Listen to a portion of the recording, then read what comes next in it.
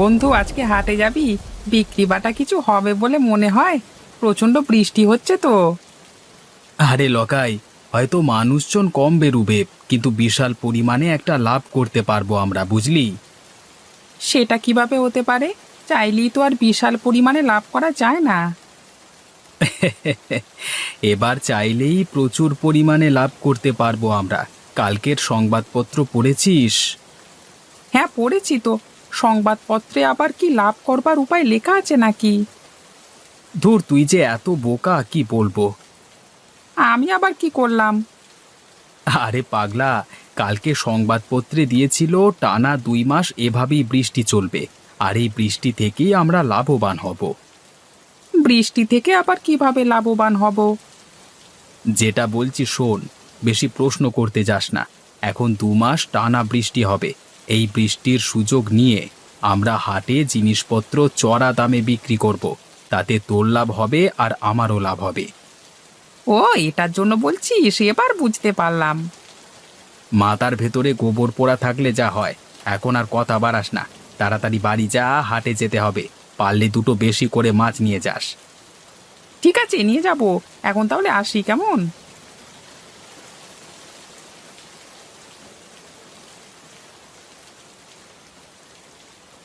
আজকে হাটে তো একটা দোকানও খোলা নেই। ভালোই হলো, আমাদের কাজ আরো সুবিধের হয়ে গেল। ঠিক বলেছিস লকাই। চল, একটা ছাউনির নিচে গিয়ে বসি। মনে হয় আজকে আর কেউ বেশি দোকান খুলবে না।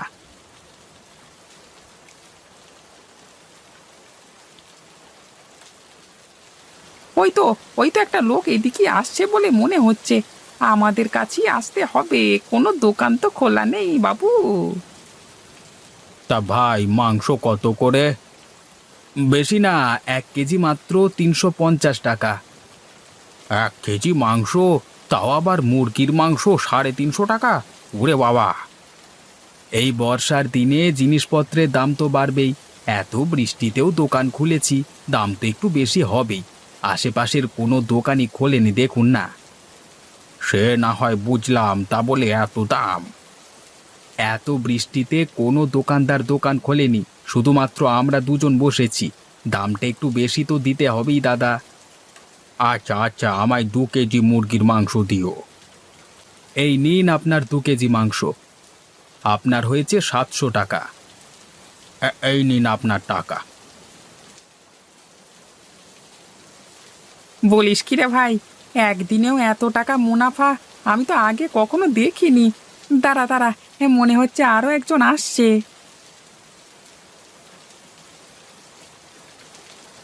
লোকাই, মাছ কত করে দিচ্ছিস রে?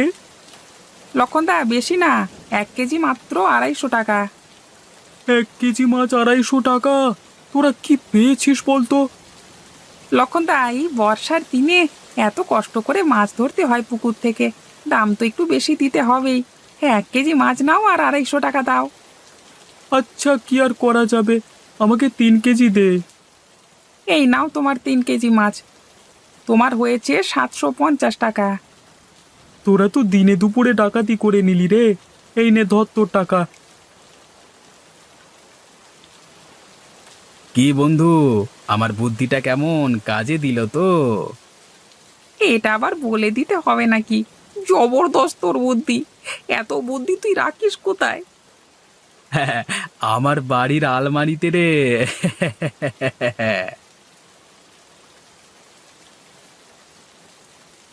ও ভায়া, আরে হাটের দিকে গিয়েছিলে নাকি?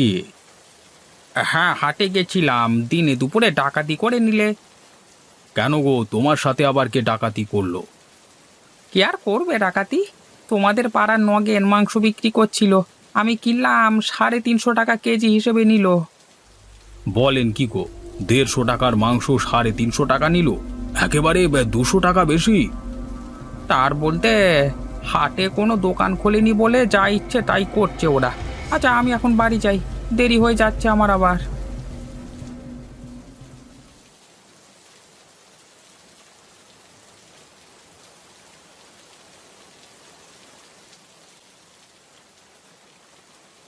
কিরে অশোক, এখানে একা একা বসে আছিস যে? হ্যাঁ লক্ষণদা, বসে বসে বৃষ্টি দেখছি। তো বাড়িতে তো আর মন ঠিক ছিল না, তাই চলে এলাম। তা তুমি কোথায় গিয়েছিলে? এই হাটে গিয়েছিলাম হাট করতে। তা হাটের কি অবস্থা গো লক্ষণদা, দোকান খুলেছে? হ্যাঁ, দুইটি মাত্র দোকান খোলা আছে, নগেনের মাংসের দোকান আর লকাইয়ের মাছের দোকান। লক্ষণদা, তুমি কি নিলে, মাছ না মাংস? আর বলিস না রে ভাই, আমি 3 কেজি মাছ নিলাম, তাও কত দামে জানিস? 1 কেজি মাত্র 250 টাকা হিসেবে, বাবারে বাবা! বাপরে বাপ, সুযোগের সৎ ব্যবহার করে নিচ্ছে ওরা দুজন, বুঝলে তো? যা বলেছিস, 150 টাকা কেজি মাছটা বিক্রি করছে 250 টাকা কেজিতে, ভাবা যায়? এত দামে বিক্রি করবে ওরা, এটা ভাবা যায় না। এই তো একটা বুদ্ধি মাথায় আসছে বলে মনে হচ্ছে, এই সুযোগটাকে হাতছাড়া করলে হবে না। ওই ইংরেজিতে কি যেন বলে, একটু বিজনেস করা যাক।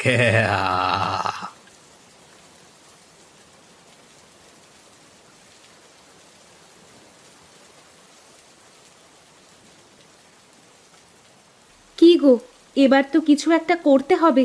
এইভাবে বাড়িতে বসে থাকলে তো আর সংসার চলবে না। কি করব বলো? কাল সংবাদপত্রে দিয়েছিল এখন 2 মাস টানা মুষলধারে বৃষ্টি হবে। আমাদের পুকুর থেকে মাছ ধরে হাটে নিয়ে যাও না গো একবার, বিক্রি করলে তবু সংসারটা চলবে। এই বৃষ্টিতে মাছ না হয় নাই ধরলাম, কিন্তু কিনবে কে?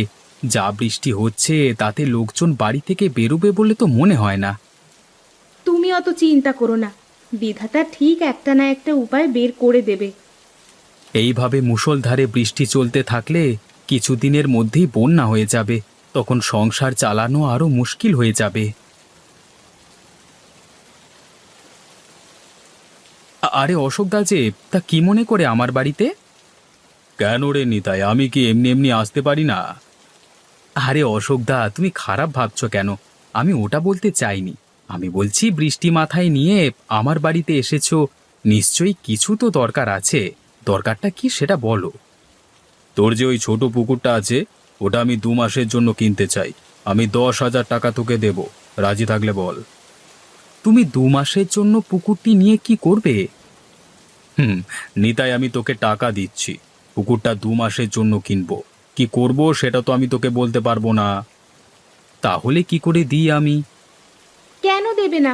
তোমায় 10,000 টাকা দেবে। আর করলে কি করবে? নয় মাছ ধরবে। আমাদের পুকুরের মাছের যা দাম হবে তার থেকে অনেক বেশি টাকা দিচ্ছে অশোকদা তোমায়। আচ্ছা, তাহলে 2 মাসের জন্য আমি আমার পুকুরটাকে তোমায় বিক্রি করে দিলাম। এই নে ধর তোর 10,000 টাকা। বলেছিলাম না, বিধাতা ঠিক একটা না একটা উপায় দেখিয়ে দেবে। দেখো, 2 মাসের ব্যবস্থা কেমন হয়ে গেল কিছু না করেই। আমার মনে একটা খটকা লাগছে। অশোক অতগুলো টাকা দিয়ে গেল, এর পেছনে কি মতলব এঁটেছে কে জানে। তোমাকে কতগুলো টাকা দিয়ে গেছে, এটা তো খুশির খবর। এবার পুকুর নিয়ে ও যা পারে করুক। না গো গিন্নি, ও মহা ধড়িবাজ লোক, তাই ভাবতে বাধ্য হচ্ছি। অত শত ভাবতে হবে না তোমায়, যা পেয়েছো তা নিয়েই খুশি থাকো। বল লকাই, আমার পরিকল্পনাতে কেমন ব্যবসা করছিস? একদম ফাটাফাটি। এরকম চলতে থাকলে আমরা কিছুদিনের মধ্যেই অনেক ধনী হয়ে যাব। নগেন, লকাই, তোদের সাথে একটু জরুরি কথা আছে। হ্যাঁ, বলো না, কি কথা? নগেন, আমি তোর পোল্ট্রি ফার্মটা 2 মাসের জন্য কিনতে চাই, আর তার জন্য আমি তোকে 10,000 টাকা দেব। না না, 10,000 টাকায় আমি মোটেই দেব না। আমার 20,000 টাকা দিতে হবে, তবেই বিক্রি করব। আচ্ছা তাই হবে, তোকে 20,000 টাকাই দেব। আর লকাই, তোর পুকুরটিকেও আমি কিনে নেব 2 মাসের জন্য, তারপর তোর পুকুর আবার তোর হয়ে যাবে। আচ্ছা, কত টাকা দেবে বলো? তোর পুকুরটার জন্য আমি 20,000 টাকা দেব। আমি রাজি আছি। এই 2 মাসের জন্য আমার পুকুরটি তোমার হয়ে গেল। এই নে, এতে 40,000 টাকা আছে, দুজনে ভাগ করে নিস।